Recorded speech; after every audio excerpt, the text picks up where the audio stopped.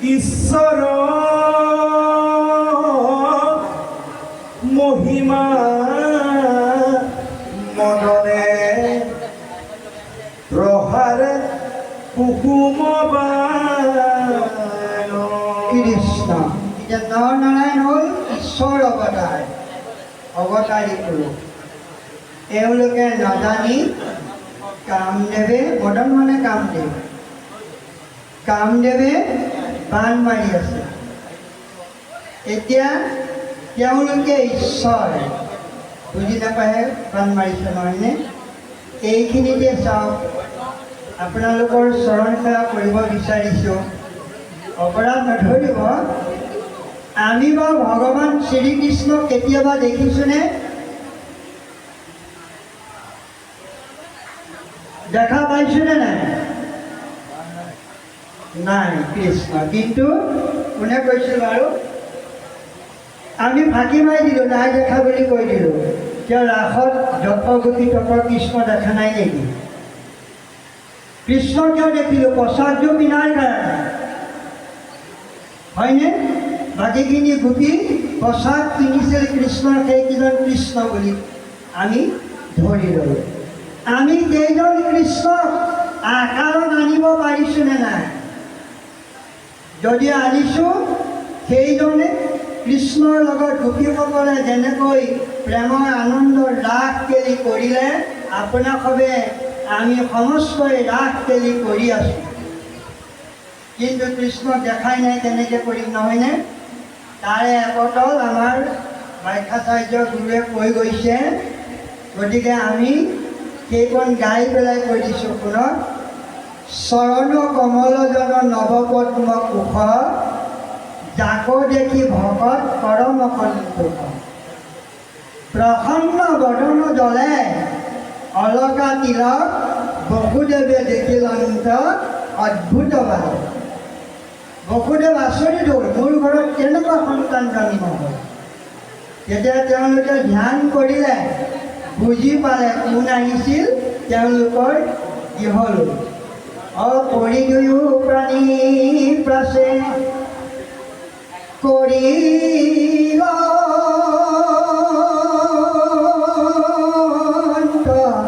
স্তুতি, এই প্ৰীতিত কহিলা প্ৰভু সমস্ত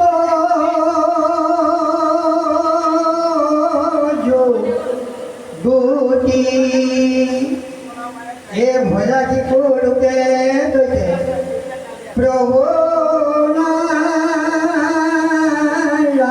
নাৰায়ণ, এ কুলে লয়া বসুদেৱ লৰিলা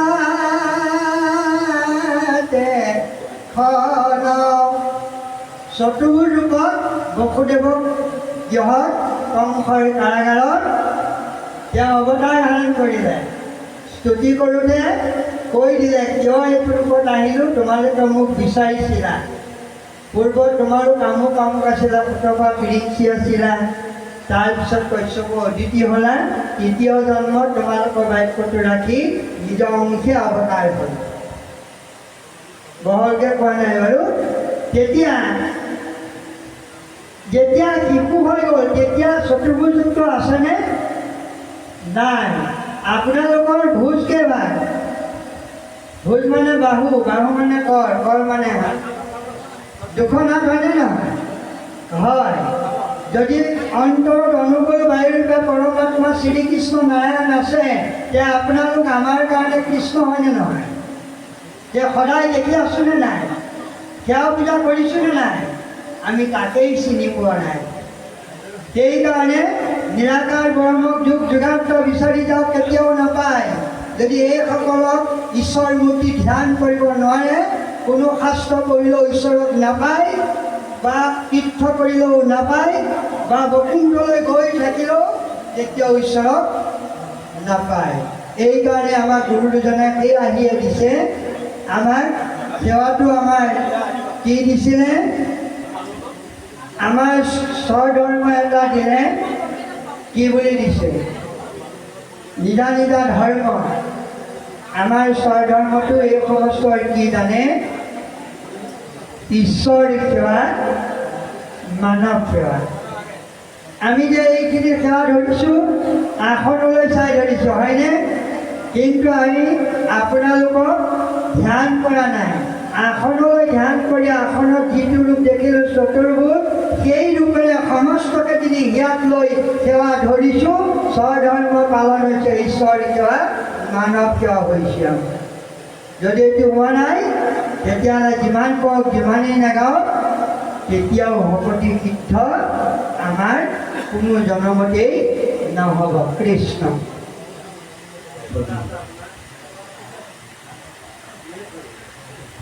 দেখিয়া ইন্দ্ৰ মায়া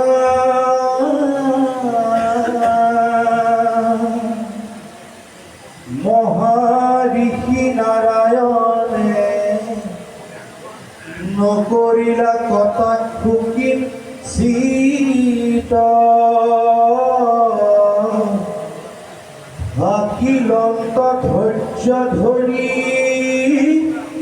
যেন মহা মেৰুগিৰি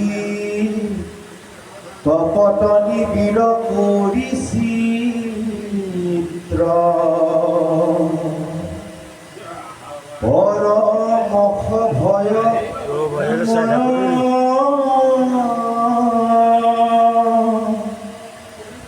হইলা দেখি দেবগণ হিয়াত মিলিল মহাত্ৰাস স্থিৰ নোহে হাত ভৰি কাম পেটলো তৰতৰি ঋষি খাপে হইব সৰ্বনাশ পাছে প্ৰভু নাৰায়ণ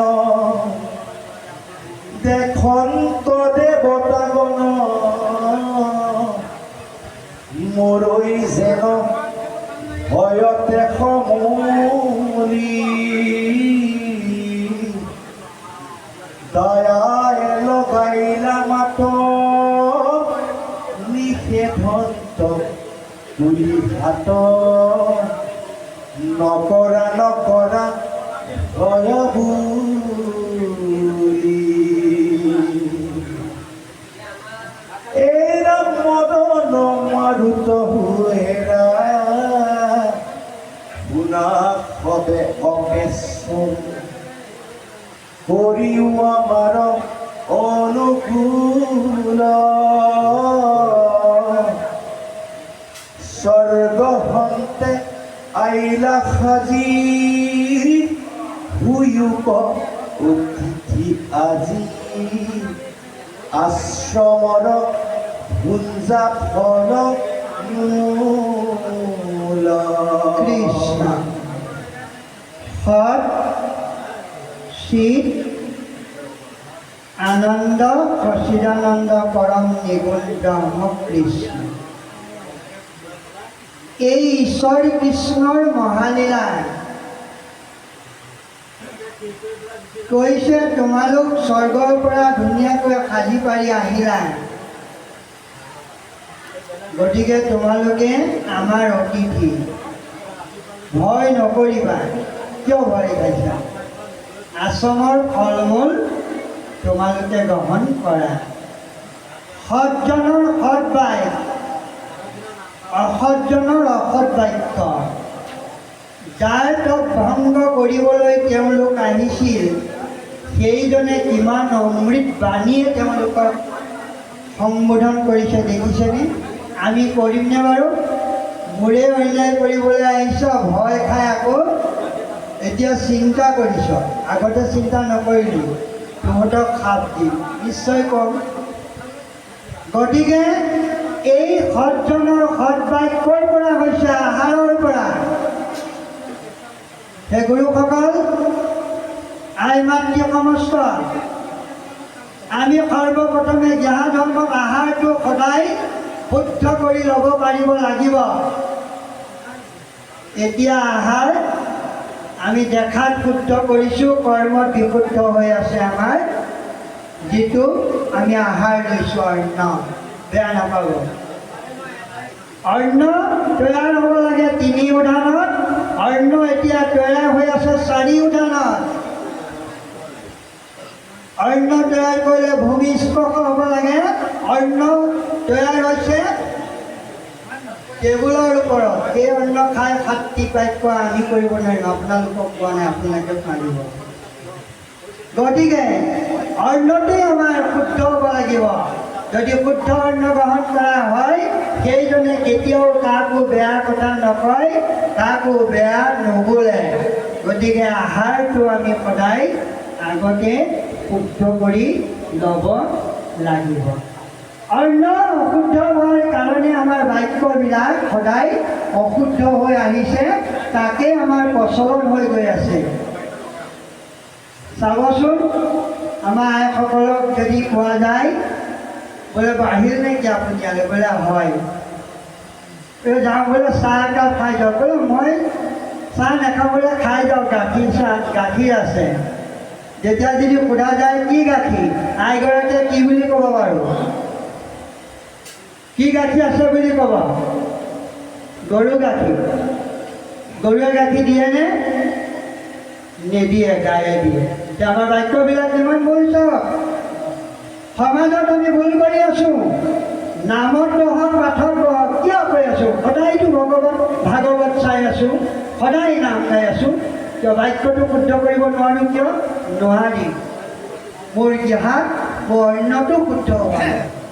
সেইকাৰণে মই এই বাক্যটো শুদ্ধ কেতিয়াও কৰিব নোৱাৰিম। সৰ্বপ্ৰথমে আমি অন্যটো শুদ্ধ কৰি ল'ব লাগিব।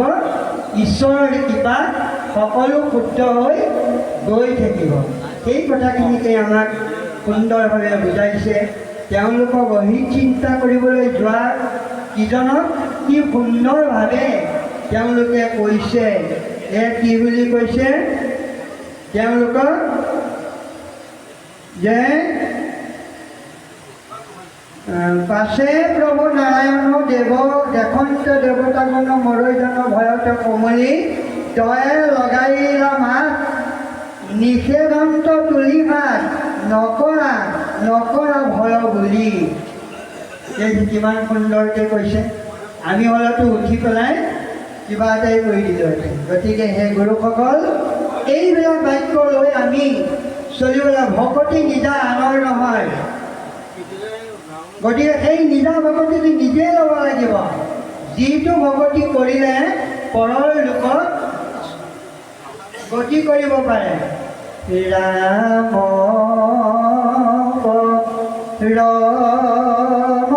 ৰমধন চিত মন ভাই তনু চিন্তা মনি জন্ম বিফলে। কেনেকৈ কৈছে?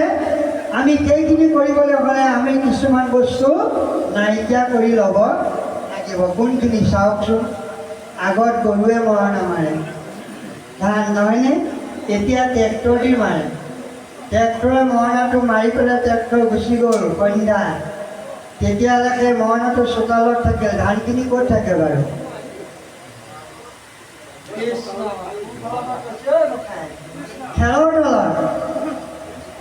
খেৰৰ তলত থাকে। ৰাতিপুৱা যেতিয়া খেৰখিনি আঁতৰাই দিব, ধানখিনি ওলাই যায়, মনটো ইমান ধুনীয়া লাগে, নহয়নে?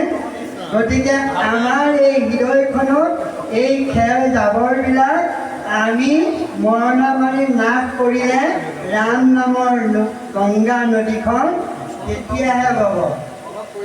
বুজি পাইছেনে? গতিকে আমি সেইকাৰণে কৈছে, আমি এই ৰাম নামৰ হিয়াৰ মাজে নামৰ বান্দা মুঠে বাজ হয়, ৰাম নাম মৰণা মাৰি পাপ অটকৰ পৰা হয়। এৰিপু দমন হ'ব, ইন্দ্ৰিয় দমন হ'ব, নদীখন বৈ যাব। গতিকে সেইটো আমাৰ নিজাৰ ভকতি। এই ভকতিটো আনক কোনেও কাঢ়ি নিব নোৱাৰে, ইচ্ছা কৰি কাকো দিব নোৱাৰে। এইটো নিজা সম্পদ নিজে লগত লৈ যাব পাৰিব। আমি পৃথিৱীলৈ আহিছোঁ নাম ধন লৈ আৰু নাম ধন লৈ ইয়াৰ পৰা যাব লাগিব। আমাৰ বয়স 100 বছৰ। দিন কিমান? 365 দিন, হয়নে? শাস্ত্ৰই কিন্তু 365 দিন কোৱা নাই। শাস্ত্ৰই কৈছে আমাৰ মাত্ৰ 2টা দিন। মনত ৰাখিব, এটা হ'ল জন্ম, এটা হ'ল মৃত্যু।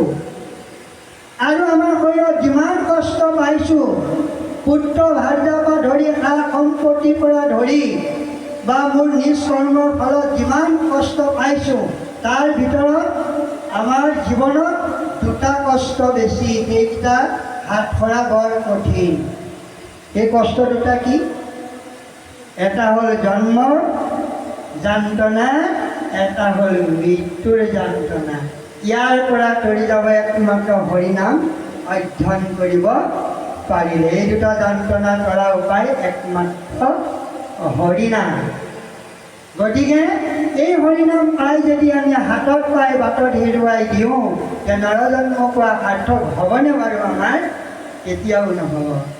গতিকে এইখিনিকে দিবৰ কাৰণে গুৰুজনে আমাৰ কাৰণে কিমান কষ্ট কৰি তেওঁ নাম ধৰ্ম প্ৰচাৰ কৰি থৈ গ'ল, শাস্ত্ৰ দি গ'ল আমাক এইবিলাক লৈ তৰি যাবৰ কাৰণে, হয়নে? আমাৰ ভকতিটো আমি কৰিব লাগিব। ভকতি মানে ঈশ্বৰৰ নাম ল'ব লাগিব। বিবাহ পতাৰ পিছত নহয়। আমাৰ বিয়া পতাৰ পিছতহে আমি ভক্তি মাৰ্গলৈ গুচি আহোঁ। কিন্তু আমাক তাৰ আগতে ভকতি ৰাস্তাটো দেখুৱাই দিছিল, কিন্তু আমি জ্ঞানেৰে তেতিয়া আমাৰ কথা কৈছোঁ ঢুকি নাপালোঁ। আমি যেতিয়া স্কুললৈ গৈছিলোঁ, LP স্কুললৈ, শিক্ষাগুৰুৱে আমাক সৰ্বপ্ৰথমে ভকতি মাৰ্গটো দেখুৱাইছে, তাৰপিছতে পাঠদান দিছে। আপোনালোকৰ মনত আছে নাই নাজানো, এই অধমৰ এটা কলি মনত আছিল কথাটো। তেতিয়া পাঠদান কৰাৰ আগত কি কৰিবলৈ দিছিল আমাক? বাহিৰত নি খাৰা হৈ পূবফালে মূৰ কৰি হাতযোৰ কৰি তেতিয়া আমাক প্ৰাৰ্থনা গাব দিছিল। কি প্ৰাৰ্থনা গাইছিলোঁ? আজিকালি ভাল হৈছে, ঘোষা গাবলৈ দিয়ে। তেতিয়া কি প্ৰাৰ্থনা গাইছিলোঁ বাৰু? নিচিনো তোমাক ক'ত আছা প্ৰভু, আমি এটি সৰু ল'ৰা, চিঞৰি চিঞৰি মাতিলে তোমাক নমতা দূৰৈৰ পৰা। হয়নে? নাজানো তোমাক ক'ত আছা প্ৰভু, আমি এটি সৰু ল'ৰা, আঁচনেদি তুমি স্বৰ্গত হৈ জোন বেলি তৰা। এইটো আমাৰ ভক্তি মাৰ্গৰ কথা দিছিল, আমি বুজি নাপালোঁ। সেই কথাখিনি আমাক ইয়াত দিছিলে গুৰুজনে দি, এই মাৰ্গলৈ দি আমাক এই ভক্তি আমাক সাধুৰ সংগত ল'ব দিছে। সাধু সংগ নকৰা, শ্ৰৱণ কীৰ্তন কৰা, পৰিহৰা, প্ৰাসণ্ড আচাৰ।